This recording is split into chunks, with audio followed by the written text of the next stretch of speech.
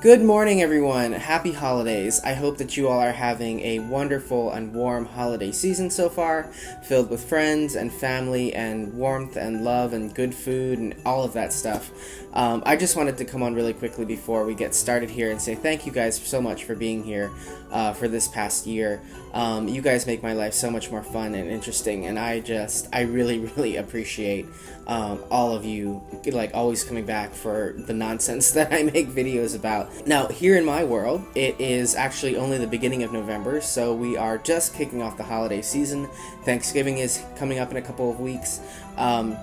But I just got John's Christmas present in, and I need to open it up and inspect it and make sure that everything is kosher before before too much time has passed and I need to wrap it back up. Though given that this is a Seiko from Seiko Japan, I doubt anything will be wrong with it. But better safe than sorry, and I thought I would film it since people seem to like these kinds of videos, and we can all just take a look at it together for the first time. So anyway, I'm gonna go get everything set up here, and while I do that, why don't you go grab yourself a nice hot cup of coffee? I have a feeling that this might be one of the longer videos, and I do apologize for that. There's a lot to talk about with this watch. So anyway, I'm going to try to get through it as quickly as possible. I will see you behind the camera, and off we go.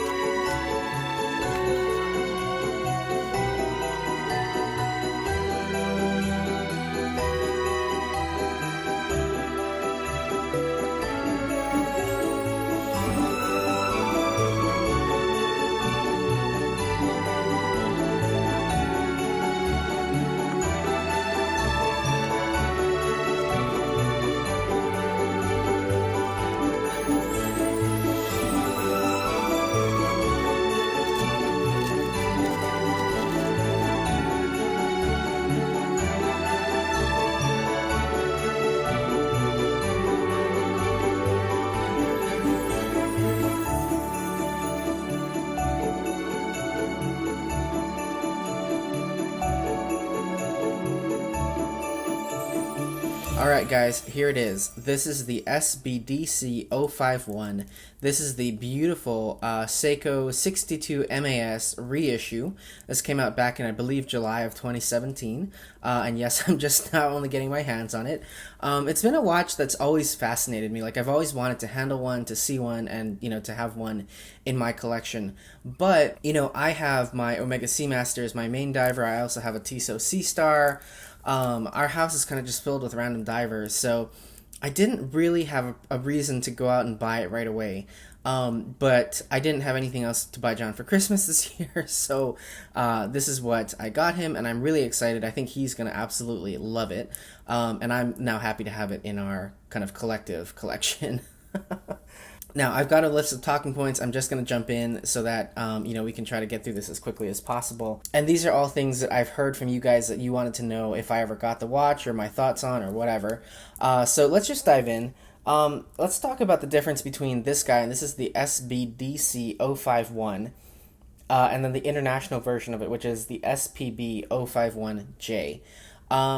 So this guy started out as a JDM piece. It was first released in Japan, and now has been released internationally. So the SPB051J is the international version, and it's available in a number of different countries, including here in the United States. Mark over at Long Island Watch has an awesome video talking about this guy versus kind of like the JDM version, which is what we're looking at here, versus the international version.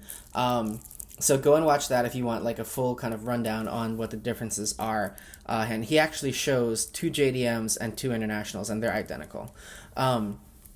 The difference with the JDM and the international version, of course, is that you're going to get, kind of the different tags. So here we've got Pro Specs. We kind of have like this pop-up tag.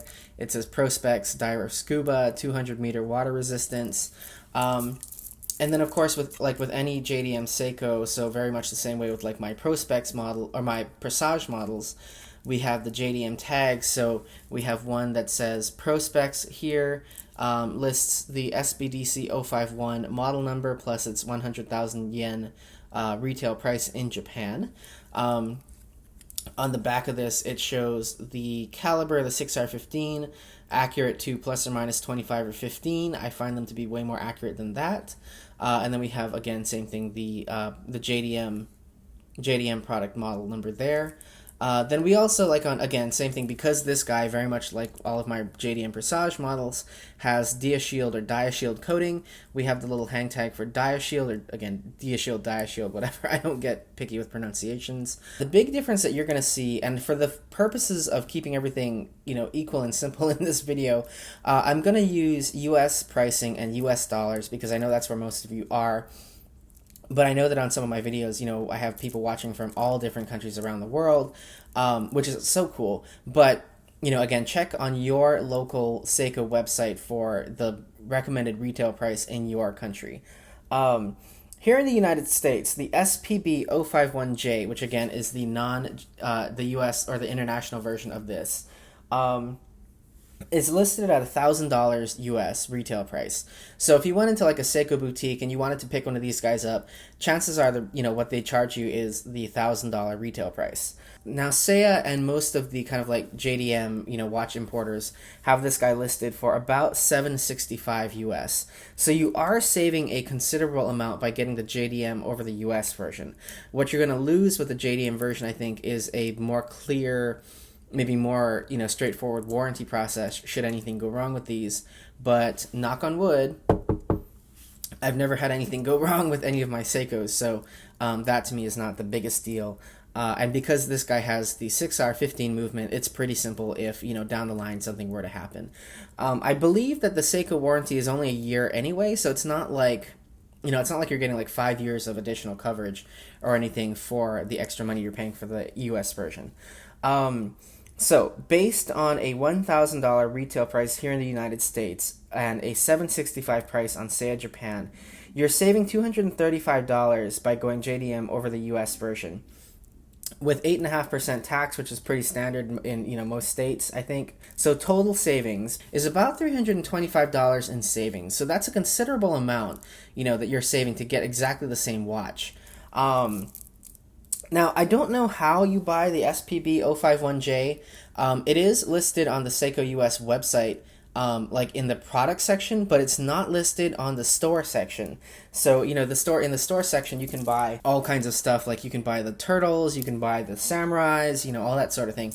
And you can buy those right through Seiko. But I don't see this guy listed for sale to buy online. I think you would have to call or go into one of the Seiko boutiques around the country somewhere. I like Seiya Japan a lot. I trust them implicitly for all of my JDM Seikos. Their DHL shipping is insane. I got this guy 2 days ago. I ordered it on a Wednesday evening after getting home from work, considerably late in the evening too, so 8 p.m. my local time. And this guy was on my doorstep, where I went to DHL Friday morning. So about 36 hours from the time that I clicked place order to the time that it arrived here at my door, which is, again, insane. So I always go with Seiya. I always do the $20 DHL shipping. I highly advise you to do so as well. Now, I've gotten some questions from people, should they go with the JDM version or should they go with the, the US version? Here's the thing. It's the same watch, so it's totally up to you if, what you want to do. What I would say to you is that if this is going to be something I don't think that any of these are great investments per se, but if this is something that you want to, preserve and keep in perfect working order and, have all the proper tags and stuff, I would probably go JDM, because you're not going to get this tag. You're not going to get any of these tags. You'll get a much more simple kind of product tag with the barcode and everything, and then of course you won't get the DiaShield tag. This is a JDM only thing. Okay, moving on. Let's talk about the build quality and design of this watch.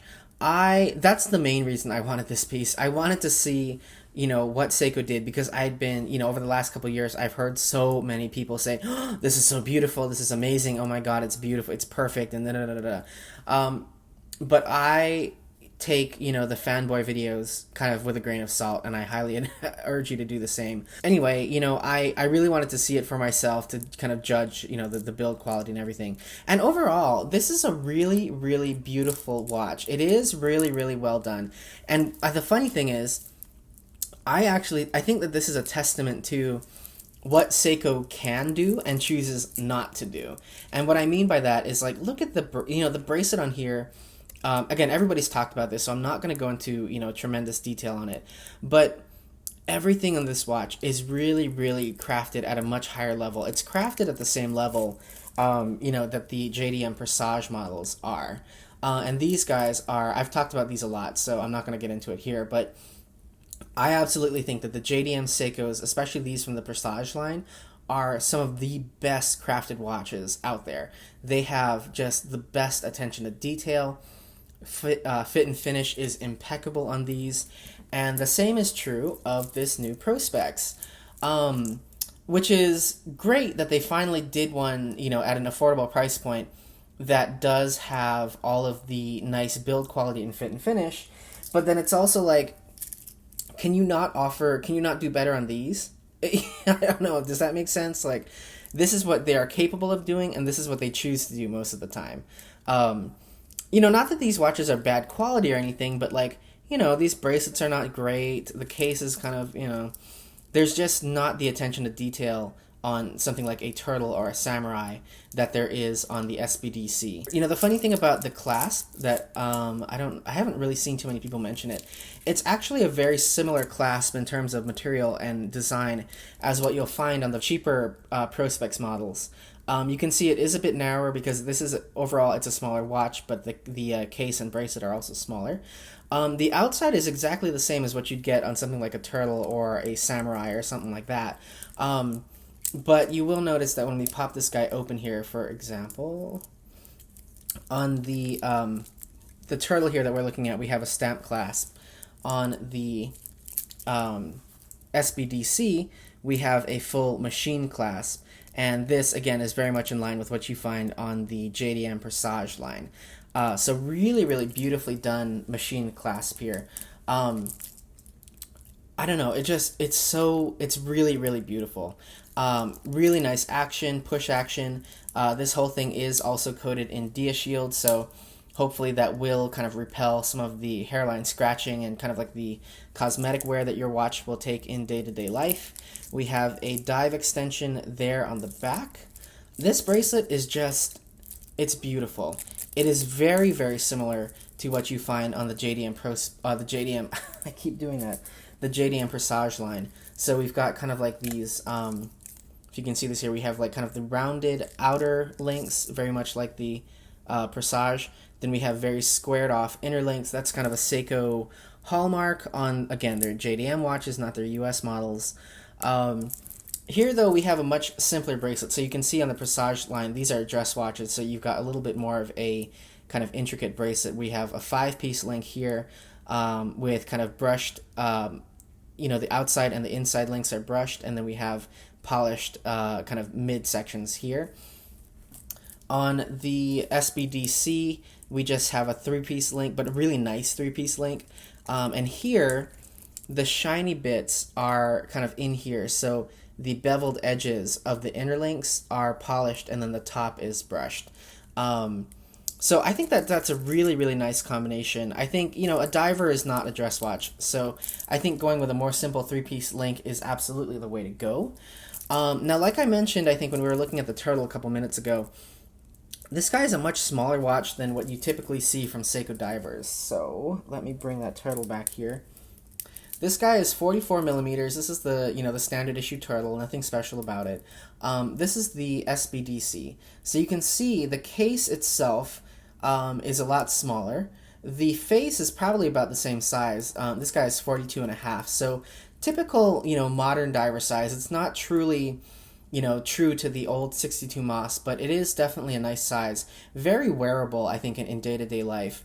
But you can see we don't have this giant case that turns me off about so many of the other Seiko divers. I know that that's a thing with, Seiko divers are always huge and everything, but this, again, is testament to the fact that they don't have to be. The other thing to look at with this guy is that, like many Seiko divers use a 22 millimeter lug. So things like the Turtle have a 22 millimeter lug. The Samurai has a 22 millimeter lug. So these guys have big bracelets. They wear very large.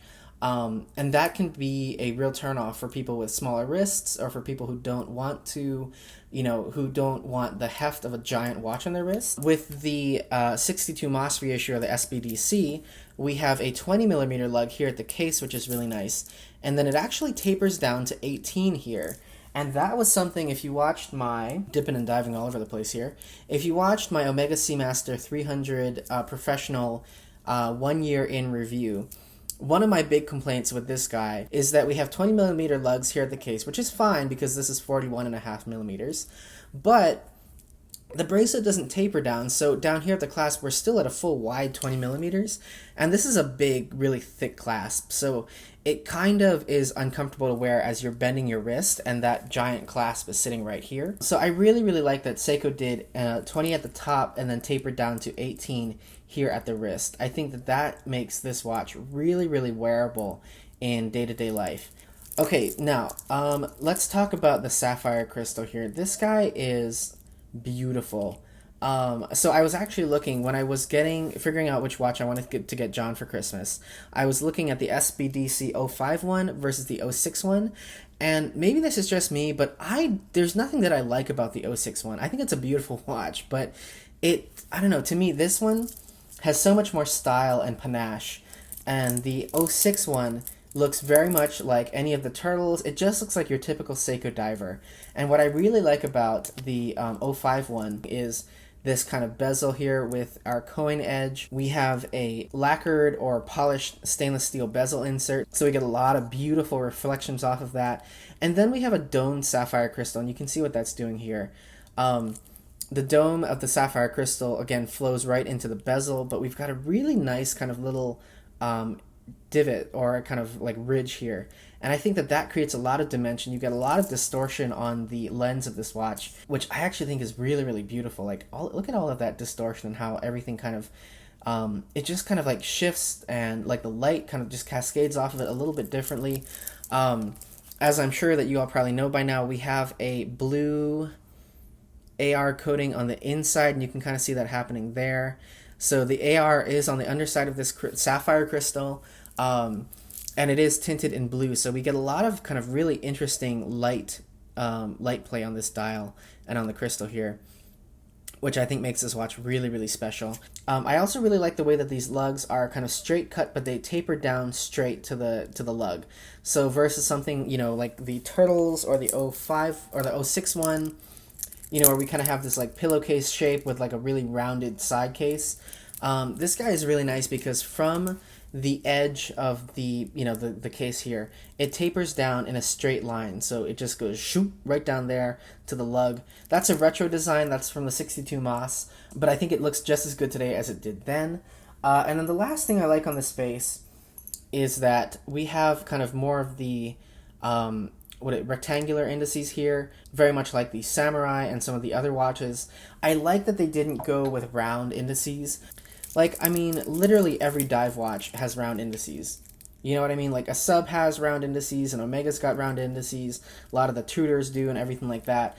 I think that this guy looks really, really beautiful with the kind of trapezoidal, square, rectangular indices. I am not super duper crazy about the fact that they gave us kind of like that rough matte texture face. I know that that's a Seiko hallmark from like the Marine Master and all of their other watches. I wish that they had done a kind of like either a sunburst or a lacquered face. Seiko does beautiful lacquered faces, and if you watch any of my SARX 035 videos, you can see that here. I mean, this guy is just stunning. Like, if they had taken exactly this face and put it in here, this watch would be dynamite. Not that I don't like this face, because again, I do get that comes from like, the classic Seiko divers, the Marine Master, etc. But like, This guy is really beautiful. We have a lacquered face, and then in that we also have a beautiful kind of like anthracite sunray finish. And I don't know, this face is amazing. And had they done this with this bezel, I think this would have been like just amazing. And it's not unheard of for divers to have lacquered faces. Like, this is my Omega, and the whole reason I, initially went for this watch is because this guy has a beautiful black lacquered face. And you can see the difference here between a lacquered black face and a matte black face. Like, look at how much more, deep and rich the blacks are on a lacquered face versus a matte face. It just, you get so many more interesting reflections, I think, on a lacquered face.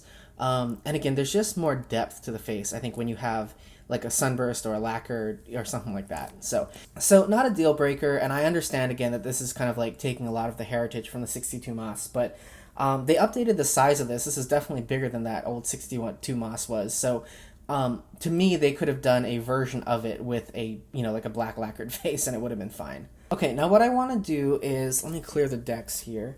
I actually brought out my kitchen scale, and what I want to do is show you guys, because, this guy is definitely more solid. It's got a better build quality than some of the other Seiko divers out there, specifically the ones that we get here in the States.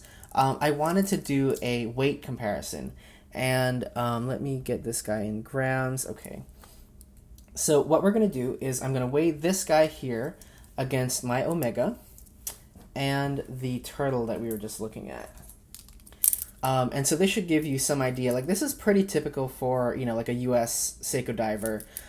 This is going to be pretty typical of something like a Sub, a Tudor, the Omega, and then we'll see where this guy stacks up. So let's do this guy first. 190 grams. Okay, that's a substantial watch. It doesn't, I have to say, it doesn't feel like 190 grams on the wrist. Okay, so let's weigh the Omega. I know this guy is heavy too. So 162 grams. This guy is notably lighter than that. So for those of you who are looking for a watch with heft, that Seiko is absolutely going to be a good choice. And then let's go ahead and weigh the Seiko Turtle. This is the turtle with the patty face on it. Again, same thing. This has been sized. Let me close this guy up here. And let's see how this guy weighs in. Okay, so 177. So, again, I'll do a final weight, after I've sized this watch for John, and we can see how it weighs, at that point. But overall, I mean, this is a pretty substantial watch. I don't know, just the way that everything is machined here, that beautiful JDM bracelet versus the cheap, crappy bracelets we get here, typically in the States, I think this guy really, it just feels like a really quality piece in the hand. Okay, so final first impressions on this guy. This is a phenomenal watch at a phenomenal price point, and I think that this is really what, this is kind of like the epitome of pro specs. If you guys follow along with Seiko at all, you probably know that they just launched the Prospex LX line. And the Prospex LX line, if you don't know, is Prospex watches with spring drive movements, which is great that Seiko wanted to move spring drive from just being a Grand Seiko thing. But those Prospex LX models are pushing like $6,000 to $7,000. So you're putting that up against something like an Omega, you're putting it up against a Rolex, and I just don't think that at $6,000 I would want to buy a Seiko Prospex. To me, they should have made a special line of divers and then put the Grand Seiko name on those. Prospex to me is a great diver anywhere between, like $300 and like $1,000. That's just really where Seiko excels. Again, in all of their lines, I think, very much the same way that I think that the Presage, these guys, my JDM Presage models, so SARX 055 and SARX 035, 1,000 and 800 respectively. This is where Seiko excels. This is where Seiko just blows everybody else out of the water, because nobody is going to offer the same fit and finish, the same level of polish, I think, on a watch for $800 that Seiko does with, either of these. So I think that this is a great addition. This is definitely, in my mind, the pinnacle of the Prospex line. I think that there's so much great stuff here on offer. The fit and finish is, really, really good compared to other Seiko divers. The overall design in my mind is pretty perfect. Again, I love the shape of the case. I love that this is a little bit smaller. I love that the bracelet tapers from 20 to 18. I love that it has Dia Shield. I love that, you know, you get all of the Japanese tags with the SBDC. You know, at the risk, again, of sounding like a fanboy, this is definitely a watch that anyone who's looking for a diver in this price point, in this price class, should definitely at least consider it. Even if you're a Swiss snob and you're looking at, you know, like a Tissot or like a Mido or, you know, any Swiss diver around $800, don't write this off yet. You know, find some place that you can buy it from and return it to if you don't like it. But you have to have this in the hand. I don't think that you should make a purchase in this price point without at least looking at this guy first. So anyway, that's about all I've got. I don't know that I'm going to do a full review because, again, there are so many other videos out there, and a full review probably would just be me rehashing everything we talked about here. So let me know if you want a full review after I've worn, you know, after we've had this for like a couple months. I can absolutely do that. I'm more than happy to. The one video that I am planning to do, though, is this guy versus the Tissot Seastar 1000. You guys know I have that guy in my collection. I've gotten so many questions over the past year or so about, do I go SBDC051 or do I go Tissot Seastar 1000 with the Powermatic 80? And I did a video a couple months ago on the Swiss versus Japanese at $800. And in that, I showed you this guy versus my Tissot T-Luxury. So I'll do kind of a diver version of that video. So this guy versus the Tissot Seastar. And I think that will help to answer a lot of the questions that you guys have had about this watch. In context with, again, like something from Switzerland. Overall, I can tell you just off the bat that I would choose this one over the Seastar. I love the Seastar a lot. I think it's a great value. But I think this is worth paying maybe a little bit more for. So anyway, I will do that video as soon as John gets this guy all naked and takes off all the tags and tape and everything. I'll try to get it out in the next couple of weeks. If I don't talk to you guys before the new year, have a wonderful new year. I will see you in 2020. Thank you guys so much for being here. I really appreciate it. You guys just make my world so much more fun. Merry Christmas, Happy Hanukkah, Happy Kwanzaa, Happy Winter Solstice.